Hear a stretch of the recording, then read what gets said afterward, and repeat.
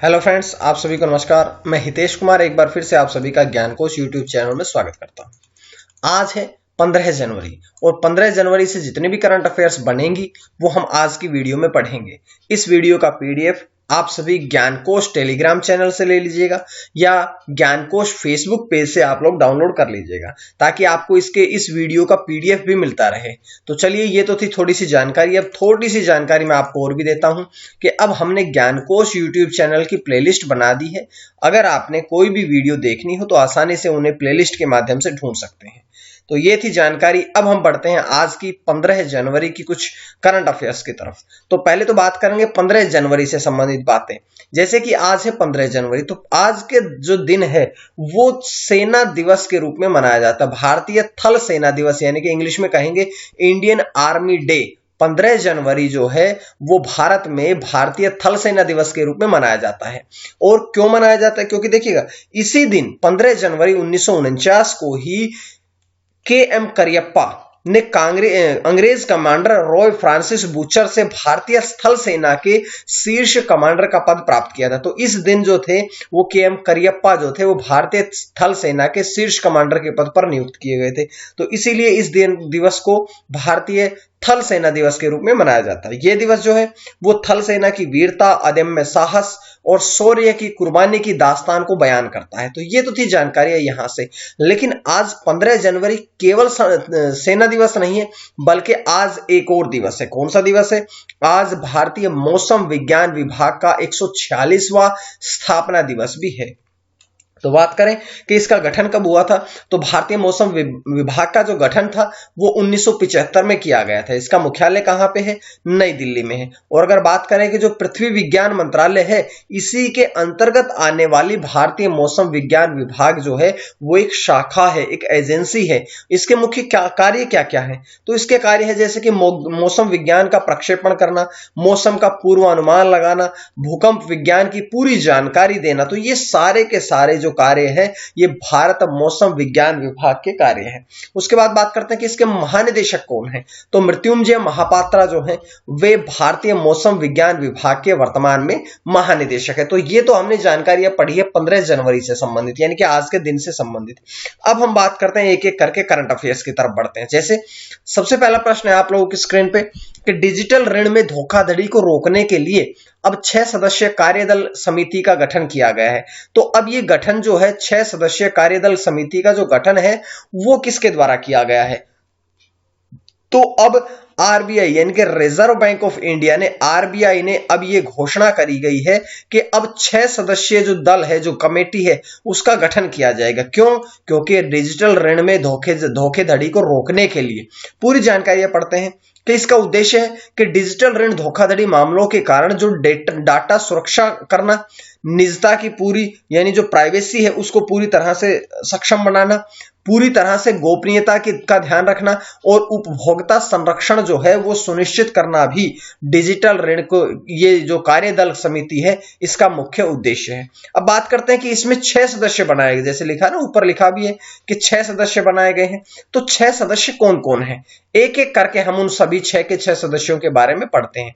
जैसे हम बात करेंगे कि इसमें 6 सदस्य है तो 4 जो हैं वे तो आरबीआई के हैं, इसके अलावा 2 अन्य सदस्य जो हैं वो बाहर के हैं। तो 6 सदस्यों में पढ़ेंगे सबसे पहले जयंत कुमार। तो जयंत कुमार जो हैं वे वर्तमान में आरबीआई के कार्यकारी निदेशक हैं और इस 6 सदस्य जो कमेटी है इसके अध्यक्ष का कार्य भी करेंगे। उसके बाद दूसरे हैं अजय कुमार चौधरी, वे मुख्य महाप्रबंधक हैं आरबीआई के पर्यवेक्षक विभाग के। पी वासुदेवन जो कि मुख्य प्रबंधक हैं भुगतान और निपटान प्रणाली, आरबीआई की जो भुगतान और निपटान प्रणाली है इसके मुख्य महाप्रबंधक भी है। उसके बाद चौथे हैं मनोज मिश्रा जो कि मुख्य महाप्रबंधक है, सदस्य सचिव भी हैं और विनिमय विभाग के महाप्रबंधक भी हैं। ये शुरू के जो 4 सदस्य हैं ये तो हैं आरबीआई से संबंधित। अब 2 सदस्य आरबीआई के बाहर के हैं। कौन कौन? पहले हैं विक्रम मेहता जो कि सह संस्थापक है मोनेक्स फिनटेक के, और राहुल शशि जो कि साइबर सुरक्षा विशेषज्ञ है और क्लाउड सेक के संस्थापक भी हैं। तो वे इसके 6 सदस्य चुने गए हैं जो कि अब इसमें आगे कार्य करेंगे। अब दूसरा प्रश्न आपकी स्क्रीन पे आता है कि इतिहास में पहली बार पेश किया जाएगा पेपरलेस बजट कब पेश किया जाएगा? तो देखिएगा, जो इतिहास में, भारत के इतिहास में जो पहला पेपरलेस बजट पेश होगा वो पेश किया जाएगा 1 फरवरी को, क्योंकि आपको यह जानकारी होनी चाहिए कि देश का जो बजट है वो हमेशा 1 फरवरी को ही लॉन्च किया जाता है। तो इसके बारे में थोड़ी जानकारियां और पढ़ेंगे। बात करते हैं कि कोरोना महामारी को ध्यान में रखते हुए ये जो बजट होगा अब की बार का 2021 में जो बजट पेश होगा ये पूरी तरह से कागज रहित होगा।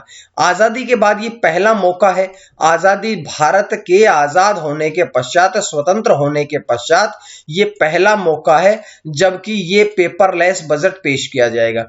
और अब की बात देखिए, जब जो बजट तैयार होता है तो इसमें कम से कम 100 कर्मचारी कार्य करते हैं, लगभग 100 कर्मचारी जो हैं वे एक साथ में मिलकर के कार्य करते हैं। अब जो 100 कर्मचारी हैं, जैसे कि भाई जो बजट से संबंधित दस्तावेज हैं इनके प्रिंट होने में, इनके सील पैक होने में, इनके बजट के दिन तक डिलीवर किए जाने तक करीबन 100 व्यक्ति इसमें काम करते हैं। लेकिन और वे जो 100 व्यक्ति होते हैं वो 15 दिन तक ना तो किसी से मिल सकते हैं, ना किसी से बात कर सकते हैं, ना ही इस प्रक्रिया से बाहर, रूम से बाहर भी जा सकते हैं। तो अब की बार ऐसी कोई भी प्रक्रिया नहीं रखी जाएगी क्योंकि पेपरलेस बजट होगा और ये पूरी तरह से जो वित्त मंत्री और वित्त और कॉरपोरेट मामलों के मंत्री हैं निर्मला सीतारमण, उनके द्वारा पेश किया जाएगा। उसके बाद अगर मैं आपसे बात करूं कि वित्त और कॉरपोरेट मामलों के मंत्री कौन है, मंत्रालय के राज्य मंत्री कौन है, तो अनुराग सिंह ठाकुर। अब यहां से ये दो बातें तो मैं बहुत बार बताता हूं कि वित्त और कॉरपोरेट मामलों के मंत्री निर्मला सीतारमण है और राज्य मंत्री जो है वो अनुराग सिंह ठाकुर है। उसके पश्चात दो बहुत इंपॉर्टेंट बातें बताने वाला हूं, वो ये है कि स्वतंत्र भारत यानी कि देश के आजाद होने के पश्चात पहला बजट किसने पेश किया था, तो उस समय के वित्त मंत्री R.K. षणमुख चेट्टी द्वारा जो ये पहला बजट था स्वतंत्र भारत का, ये पेश किया गया था 26 नवंबर 1947 को।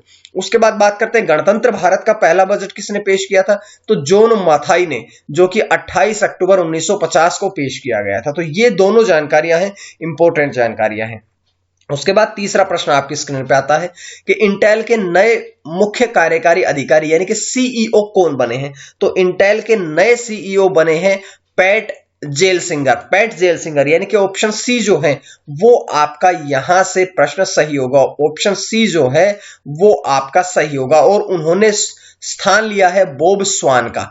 तो ये जानकारियां मैं आप लोगों के लिए लेके आया हूं। उसके पश्चात आगे जानकारियां हैं कि जो पैट जेलसिंगर हैं वे वर्तमान में जेलसिंगर सॉफ्टवेयर फार्म VMware के सीईओ हैं यानी कि मुख्य कार्यकारी अधिकारी है और उन्होंने बॉब स्वान का स्थान लिया है। अब यहां से एक जानकारी और पढ़ते हैं कि देखिए इंटेल कॉर्पोरेशन है, क्योंकि इसके ही तो सीईओ बने हैं, तो इसकी स्थापना कब करी गई थी, 18 जुलाई 1968 को। मुख्यालय कहां पे है, कैलिफोर्निया यूएस में। और इसके संस्थापक यानी कि किन किन व्यक्तियों ने मिलकर के इंटेल कॉर्पोरेशन की स्थापना करी थी, तो एक तो है गोल्डन मूरे और दूसरे थे रॉबर्ट नोइस। इन दोनों ने मिलकर के 18 जुलाई 1968 को इंटेल कॉर्पोरेशन की स्थापना करी थी। तो ये जानकारी मैं आपके लिए यहां से लेके आया हूं। उसके बाद प्रश्न नंबर 4 की तरफ चलिएगा कि चंद्रभागा और तालसारी समुद्र तट को विकसित करने की घोषणा जो है वो किस राज्य के द्वारा करी गई है। तो अब ऐसा कौन सा राज्य है जिसने इन दोनों समुद्र तटों को विकसित करने की घोषणा करी है, तो अब ओडिशा राज्य ने ये घोषणा करी है। तो यानी कि ऑप्शन इसका बी सही होगा। थोड़ी जानकारी और पढ़ेंगे, जैसे कि उद्देश्य क्या है, तो इसके विकसित करने का जो उद्देश्य है वो ये है कि घरेलू और विदेशी पर्यटकों को आकर्षित करना के या ज्यादा से ज्यादा पर्यटक आए ताकि राज्य की जो इनकम है, आमदनी है वो बढ़ सके। और ओडिशा के पुरी तट को, इससे पहले बता चुका हूं कि ओडिशा राज्य के पुरी तट को इससे पहले ही ब्लू फ्लैग दिया जा चुका है। पुरी तट को देखिए यहां पर फोटो में भी दिखा हुआ है, जो पुरी तट है, जो ओडिशा का पुरी तट है, इसे तो इससे पहले ब्लू फ्लैग दिया जा चुका है। और अब बात करते हैं ओडिशा के बारे में। ओडिशा का पहले नाम उड़ीसा था और इससे पहले इसका नाम था कलिंग। चंद्रगुप्त मौर्य और उनके समय में जो था, वो प्राचीन समय की बात कर रहा हूं मैं, उस समय ओडिशा का जो क्षेत्र है ये कलिंग के नाम से जाना जाता था। उसके पश्चात इसका नाम उड़ीसा हुआ और वर्तमान में इसका नाम ओडिशा हो गया है। इसकी राजधानी है भुवनेश्वर। गठन कब हुआ था, 26 जनवरी 1950 को। बात करते हैं कि इसमें विधानसभा सीटें कितनी है, 147। राज्यसभा सीटें कितनी है 10 और लोकसभा सीटें कितनी है 20। तो ये पूरी जानकारी है इस प्रश्न के साथ साथ में मैं इससे संबंधित और जानकारी आपके लिए लेके आया हूं। उसके पश्चात बात करते हैं अगले प्रश्न की तरफ, 5वें प्रश्न की तरफ। तो के इस्टोनिया के प्रधानमंत्री पद से इस्तीफा दिया, वह ऐसे कौन से व्यक्ति हैं जिन्होंने इस्टोनिया के प्रधानमंत्री पद से इस्तीफा दिया है? तो अब ऑप्शन ए पे लिखे हैं जूरी रातास। जूरी रातास जो है वे इस्टोनिया के प्रधानमंत्री थे जिन्होंने अब प्रधानमंत्री पद से इस्तीफा दे दिया है। और जो ऑप्शन बी, सी और डी में लिखे हैं वे भी इस्टोनिया में ही किसी न किसी मंत्रिमंडल पद पर नियुक्त है। उनके तीनों के बारे में भी हम आगे की स्लाइड में चर्चा करते हैं। जैसे कि सबसे पहले बात करेंगे जूरी रातास का कारण क्या है इस्तीफा देने का। तो सबसे पहला कारण यह है कि उनकी जो सरकार है, उनकी सरकार पर भ्रष्टाचार के आरोप लगे हैं। उनकी सरकार पर किसके आरोप लगे हैं? भ्रष्टाचार के आरोप लगे हैं, जिनके चलते उन्होंने इनको जो ये भी थे इनको इस प्रधानमंत्री पद से इस्तीफा देना पड़ा है। और बात करते हैं कि जो भ्रष्टाचार की जांच है इसमें जो वित्त मंत्री हैं मार्टिन हिल में इनके सलाहकार केस्ट्री क्रेच का भी नाम आ गया है। तो यानी कि इनकी जो सरकार है उसमें अंदर तक भ्रष्टाचार फैला हुआ था, ऐसा इन पर आरोप लगा है। उसके बाद बात करते हैं कि राष्ट्रपति केस्ट्री कल जुलैद ने के पास अब अगले प्रधानमंत्री को चुनने के लिए 14 दिन का समय है। और बात करते थे कि तीनों वही नाम है जो कि मैंने ऑप्शन ए बी सी में लिखे थे, उनके बारे में चर्चा कर ली। अब इस्टोनिया के बारे में बात करें अगर हम, तो इसकी राजधानी है टैलिन और आधिकारिक भाषा है इस्टोनियन। टैलिन इसकी राजधानी है और देखिए यहां पर लिखा, फोटो में भी आप देख सकते हैं, ये इसकी राजधानी है। और बात करते हैं कि इसकी राजभाषा क्या है, ऑफिशियल लैंग्वेज क्या है या आधिकारिक भाषा क्या है, तो इस्टोनियन जो है वो इसकी आधिकारिक भाषा है। तो ये थी हमने जानकारियां पढ़ी। अब बढ़ेंगे हम आज के प्रश्न की तरफ। तो आज का प्रश्न है कि ईज ऑफ डूइंग बिजनेस सुधार को लागू करने वाला देश का 8वां राज्य कौन सा बना है? तो 8वां राज्य कौन सा बना है ये आपने जानकारी देनी है। और जैसा कि मैं बता चुका हूं 4 ऑप्शन आपके पास है। जो 31 जनवरी तक सर्वाधिक सही आंसर देंगे उनको मेरी टॉप 5 बच्चों को मेरी अगली आने वाली जो पुस्तक है वो उपहार स्वरूप दी जाएगी। जिसके पश्चात हम बात करते हैं पिछले प्रश्न के चर्चा पे कि कल मैंने आपसे प्रश्न पूछा था कि दिसंबर 2020 में भारत की खुदरा मुद्रास्फीति कितनी रही?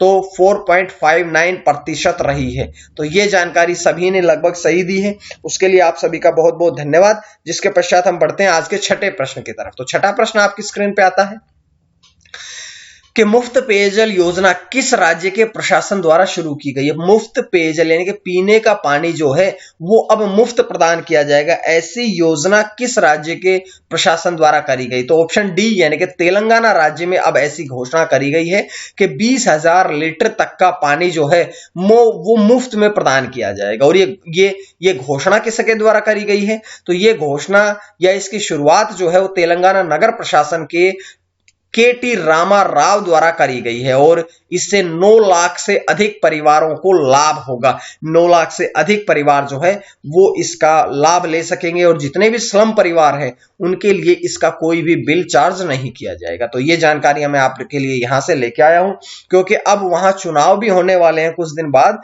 इसी बात को ध्यान में रखते हुए जो सरकार है तेलंगाना सरकार, उसने अब ये नई योजना की घोषणा करी है। क्योंकि जब भी चुनाव होते हैं सरकारें कुछ ना कुछ योजनाओं की घोषणा करती है, बाद में चाहे वो पूर्ति करे या ना करे। जिसके पश्चात 7वां प्रश्न आपकी स्क्रीन पे आता है कि माइक्रोकॉप्टर, हेलीकॉप्टर के नाम से इसको विकसित किया गया है। माइक्रोकॉप्टर किसके द्वारा विकसित किया गया है? तो ऑप्शन है आपके पास 4, जिसमें से कि ऑप्शन डी जो है, जो 4 नंबर ऑप्शन है कि कर्नल GYK रेड्डी के द्वारा अब माइक्रोकॉप्टर जो है वो विकसित किया गया। अब ये क्या है इसके बारे में पूरी जानकारी देखिएगा। ये है माइक्रोकॉप्टर, ये भारतीय सेना के लेफ्टिनेंट कर्नल GYK रेड्डी के द्वारा ये विकसित किया गया। ये स्वदेशी रूप से निर्मित है।